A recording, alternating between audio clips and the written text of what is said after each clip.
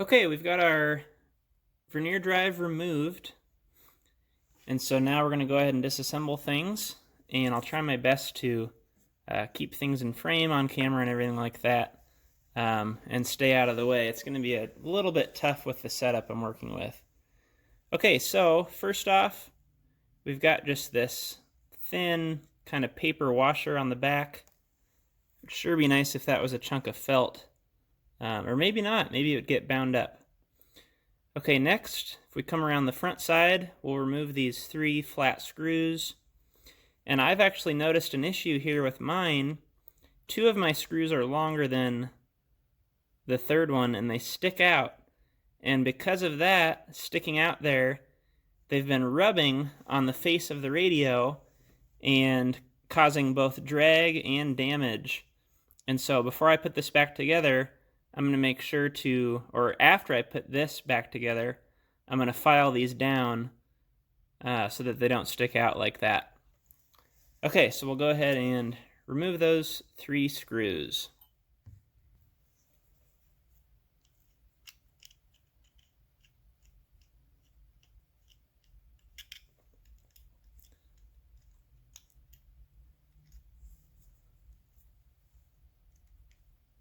I'm going to keep all of these parts separate from my other parts jar so that if you're kind of following along, you can keep track of how many parts you have.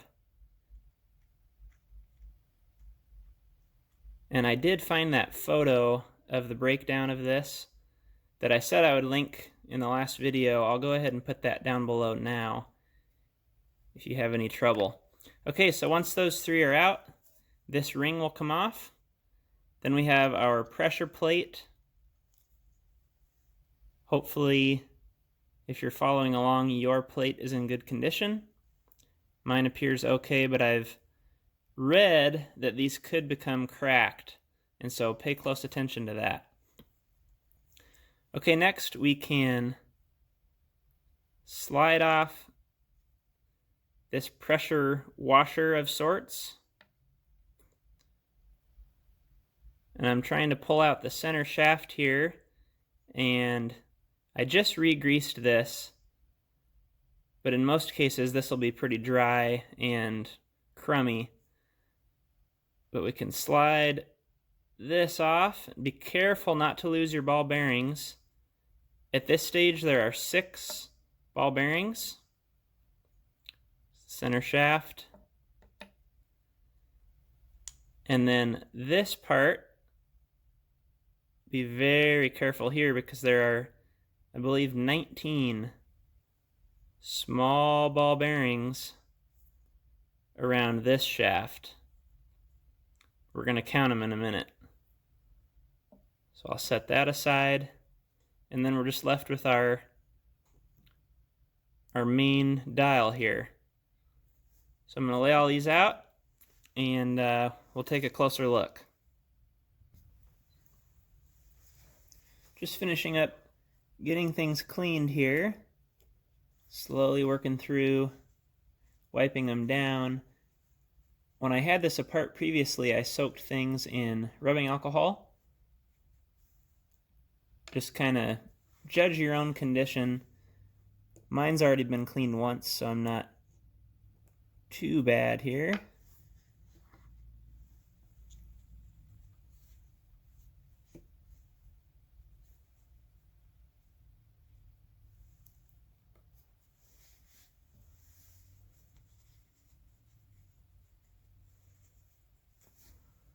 Okay, we're looking pretty good. So what I'm going to do is go ahead and reassemble this. I've got a different type of grease coming tomorrow, or actually maybe it's the next day. Anyway, a different type of grease that we can compare with depending on how this first reassembly goes. The first, or the main thing that you're interested in condition-wise is this shaft. You want to look at this shaft for excessive wear. The problem is I don't have another one to compare to or any measurements of what it's supposed to be, and mine at the moment does not function, so I can't give you the measurements of mine to say if yours works, here's what it should be. So just kind of looking for any grooving or scoring, and I don't see anything excessive. So anyway, that's the main thing you want to look at. So we're going to go ahead and reassemble. As far as reassembly, the hardest part for me last time was getting these 19 small ball bearings to stick to this shaft so that you could put the collar or the main dial back on. That was pretty challenging. So my recommendation would be maybe using a Q-tip or your small flat screwdriver, put a little bit of grease on so that you can pick one of them up and stick it in place. And these are all going to go around this shaft, and then we're going to slide this down to hold them in place and flip it all over. So I've got to grab my grease so that I can get these back on there. I went ahead and smeared just a light coat around this, and I've got a little bit left on the screwdriver in order to pick these up. So we'll just pick them up, drop them in place. If the camera ever focuses on something, I'll show you how it looks. There we go, 19 ball bearings back in place. Make sure you count them often, but especially once you get them all back on there. Okay, now I'm actually going to add a little bit more grease because this is one of our last chances to do it in this location on kind of what we'll call the back side of the vernier. So I'm just taking a little bit on my screwdriver here, and I'm going to get it right on this lip where those ball bearings ride.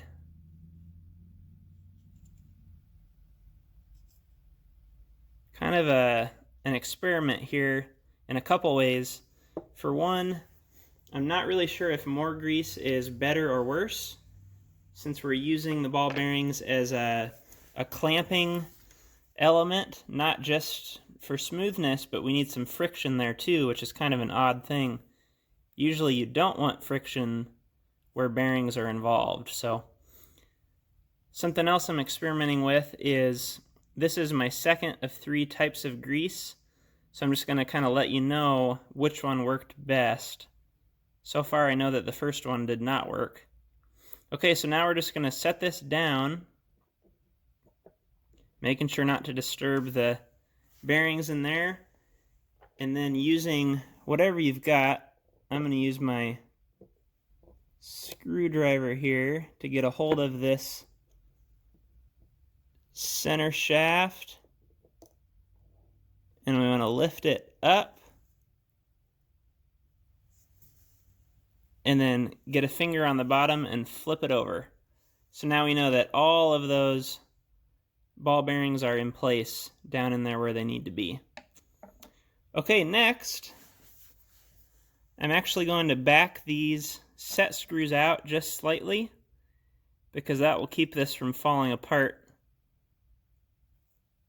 And we have to do that anyway when we put it back together. So that way this shaft can't slide back through. Continuing with the assembly, so I don't want to set this down on this shaft at this point because that's going to push that up and those could fall out of place. Next we want to take our center shaft here, slide this bearing race, I guess we'll call it, over that, and we're going to put these 6 larger bearings in place. And we can actually kind of put this back down in the hole and do this in place. So I've got it down in there, I dropped one, and we're just going to work this collar up and down to get those 6 in there, and they'll sit down in there when we're done. What works well here is to again take a little bit of grease on the screwdriver and use it to hold those in place. For these lowers, it's really hard to show, but for these lower ones, you've just got to lift up a little bit on the collar to get that to drop down in place.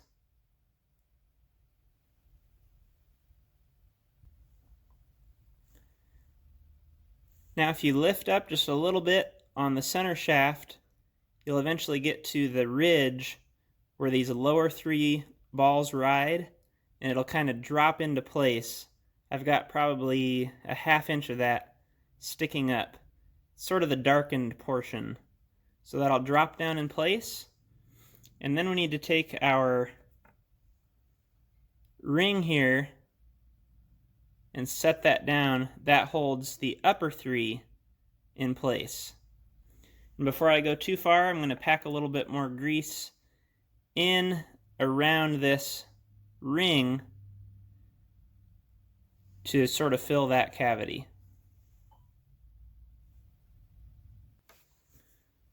So we've kind of got that filled in now, and we'll take our friction disc. Can't think of proper terms for any of these, we're just kind of making it up.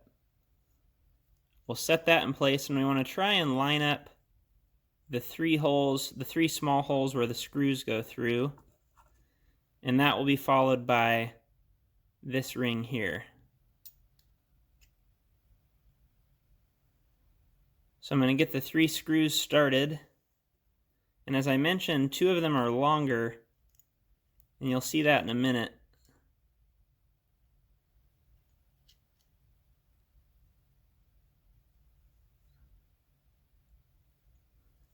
And this whole time I'm making sure not to push up on the bottom so that we lose those 19 small bearings.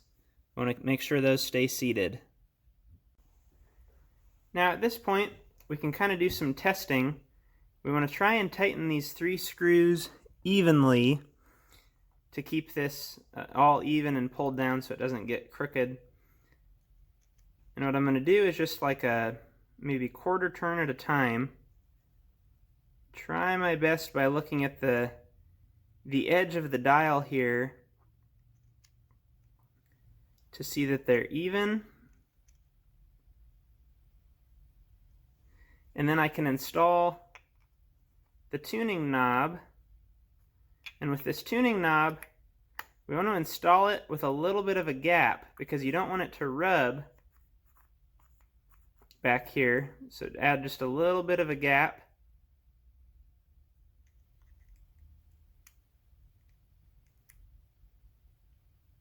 Oops, too far. Tighten it down, and then we can test and see if this is actually going to function or not. So what I'm going to do is hold on to the outer dial here and turn this. It came off again.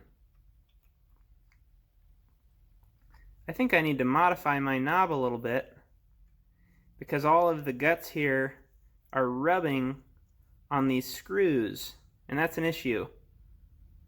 So I'm going to take a second and just clean this up.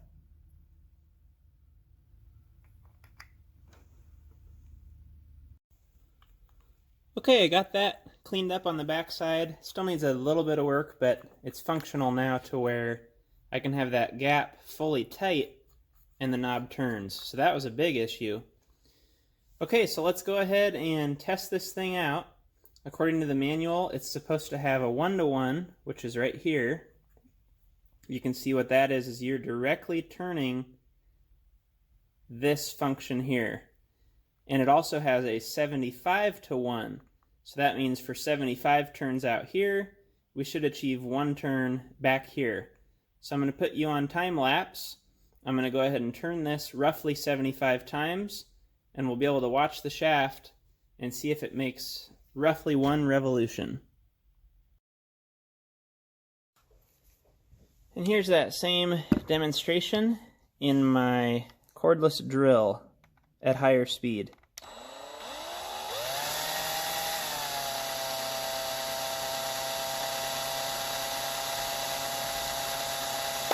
I'm using the drill carefully, but as a way to lubricate things and just kind of wear in those ball bearings. So just to make sure that everything is going to turn smoothly. So now I'll pull it out of the drill. And I just want to make sure by hand if this is nice and smooth for a few rotations. Because initially it was binding up every once in a while, and that's going to cause an issue. I can actually see that this top collar is not sitting evenly.